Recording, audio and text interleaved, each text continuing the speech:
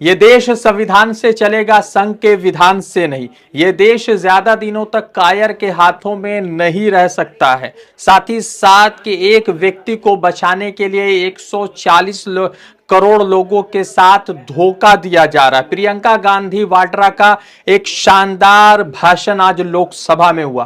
प्रियंका गांधी वाड्रा का पहला भाषण था लोकसभा के अंदर और प्रियंका गांधी वाड्रा से सभी की उम्मीदें थी कि वो शानदार बोलेंगी और आज प्रियंका गांधी वाड्रा ने 32 मिनट का इतना शानदार भाषण दिया कि शायद लोगों को यह लग रहा है कि साल 2024 में जब से तीसरी मर्तबा प्रधानमंत्री नरेंद्र मोदी कुर्सी पर बैठे हैं तो इतना शानदार और इतना जबरदस्त आलोचना का सामना शायद उनको पहले नहीं करना पड़ा होगा। प्रियंका गांधी वाड्रा आज 32 मिनट का उनका भाषण रहा। राहुल गांधी, गृह मंत्री अमित शाह और राजनाथ सिंह, तमाम लोग लगातार प्रियंका गांधी के भाषण को बड़े सुकून के साथ, बहुत ठहरता के साथ सुन रहे थे।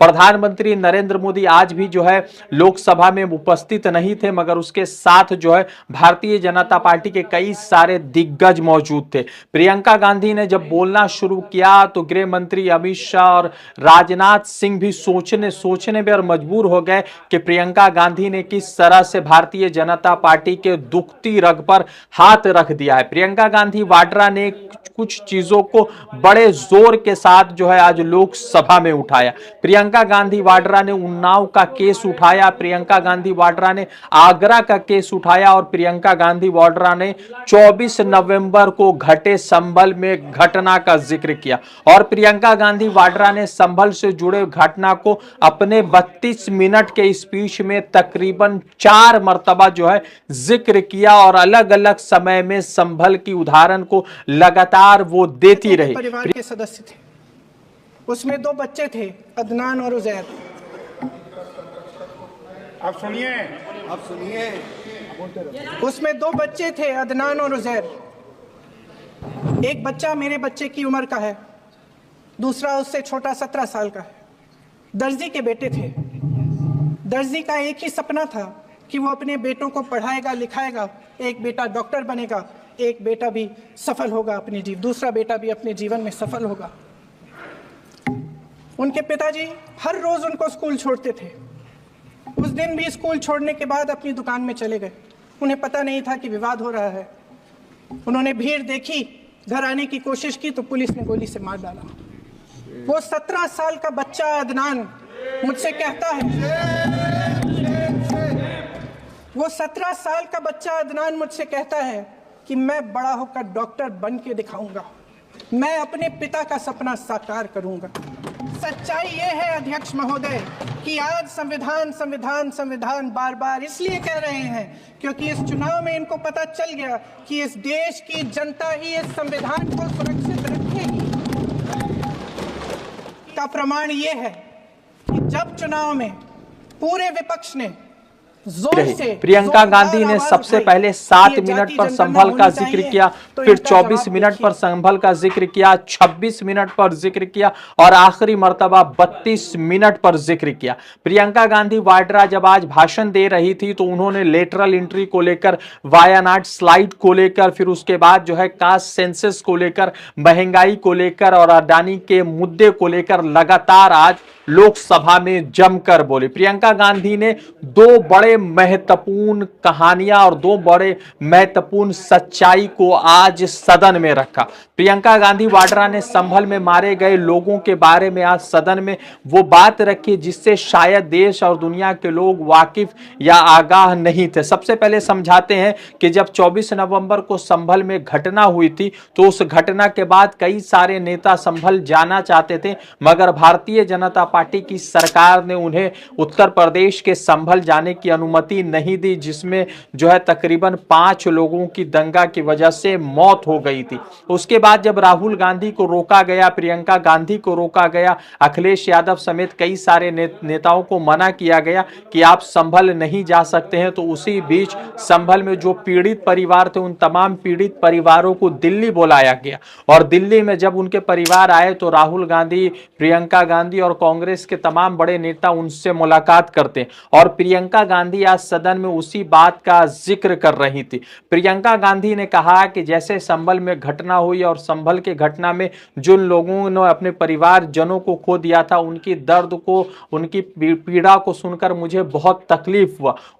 उसी के साथ उन्होंने कहा कि 2 बच्चे थे, जिसकी उम्र 17 साल थी और दूसरे की उम्र उससे कम थी, और वो एक का नाम अदनान था, दूसरे का नाम उजैर था। अदनान उजैर 2 बच्चे थे जिनकी पिता की मौत उसी घटना में, उसी जो है संभल के दंगा में हो गई थी। अदनान जो है डॉक्टर बनना चाहता है और उजैर भी आगे चल के जीवन में कुछ बड़ा करना चाहता है, मगर उसी के साथ जिस तरह से घटना और दंगा हुआ, तो उस दंगा ने शायद उनके तमाम खुशियों को छीन लिया, और दंगा के बाद वो बच्चे आज भी डरे हुए हैं। मगर उसमें से जो बड़ा बच्चा है, जो डॉक्टर बनना चाहता है, उसने कहा कि मैं अभी भी डॉक्टर बनूंगा। और प्रियंका गांधी ने जैसे ये जिक्र किया और जैसे ये बात सदन में सुनाई, तो कांग्रेस और विपक्षी दल के तमाम नेता जो है खामोश होकर इन तमाम चीजों को देखने लगे। मगर जैसे ये जिक्र हुआ और भारतीय जनता पार्टी के लोग दूसरे खेमे की तरफ बैठे हुए थे, तो उन्होंने वहां पर हंसी की और मजाक उड़ाया। उसी बीच प्रियंका गांधी ने कहा कि ये हंसने की बात नहीं है, तो कांग्रेस की तरफ से जवाब दिया गया कि शर्म करनी चाहिए। आपको मालूम होगा कि उन्नाव में जिस तरह से दलित बेटी के साथ घटना हुआ, फिर उसके बाद आगरा में वाल्मीकि जी के साथ आगरा में एक घटना हुआ, उस घटना को लेकर जो है तमाम पूरे देश भर में बातचीत हुई, मगर कभी भी प्रधानमंत्री नरेंद्र मोदी ने इन चीजों पर जिक्र नहीं किया। राहुल गांधी, प्रियंका गांधी, ये तमाम लोग जो है कह सकते हैं कि संभल के पीड़ित परिवार से मिले। हाथरस में अभी जाकर राहुल गांधी अकेले उन परिवार से मिले थे। फिर उसके साथ ही साथ जो है दिल्ली के किराना स्टोर में जाकर राहुल गांधी मिलते हैं। मगर प्रधानमंत्री नरेंद्र मोदी की बात करें तो वो जाकर जो है कपूर परिवार से मिलते हैं, जिनका पेट पहले से भरा है, जिनके पास करोड़ों रुपए की प्रॉपर्टी है, जिनके पास करोड़ों रुपए के दौलत है, उनसे प्रधानमंत्री मिलते हैं। मगर किसी गरीब के घर पर प्रधानमंत्री जाकर नहीं मिलते, और अगर मिलेंगे भी तो शायद वहां पर पहले से ही बड़ा कैमरा सेटअप होगा, और कैमरा सेटअप के बाद जो है शायद प्रधानमंत्री वहां जाकर मिलते नजर आएंगे। राहुल गांधी ने प्रियंका गांधी के भाषण पर कहा कि जबरदस्त भाषण था, मेरे से भी बेहतर भाषण था। और प्रियंका गांधी जिस जोश के साथ, जिस हौसले के साथ बोल रही थी कि शायद प्रधानमंत्री नरेंद्र मोदी होते तो आज कितने ही गिलास पानी पी चुके होते। मगर आज सदन में अमित शाह मौजूद थे, राजनाथ सिंह मौजूद थे, और दोनों की मौजूदगी में प्रियंका गांधी का यह भाषण शानदार रहा। प्रियंका गांधी ने अपने भाषण में जिस तरह से संभल का जिक्र किया, तो संभल में मारे गए लोग और उनके परिवारजनों को लगा होगा कि सरकार नहीं, कम से कम एक पक्ष तो उनकी तरफ से बात उठा रहा है। संभल मामले को लेकर सुप्रीम कोर्ट पहले ही कल एक जजमेंट दे चुका है कि अभी अगली सुनवाई तक किसी तरह के कोई भी सर्वे नहीं होगा। तो अब देखना यह है कि प्रियंका गांधी के पहले भाषण में किस तरह से उन्होंने भारतीय जनता पार्टी आरएसएस के आइडियोलॉजी की धज्जियां उड़ाकर रख दी, तो उसके बाद क्या कुछ सामने आता है। कांग्रेस की तरफ से तो शानदार भाषण हुआ है, मगर भारतीय जनता पार्टी इस भाषण को किस तरह से काउंटर करती है वो देखने वाली बात होगी। आपको प्रियंका गांधी का आज का भाषण कैसा लगा है, कमेंट में जरूर बताइएगा। रजा अंसारी की रिपोर्ट।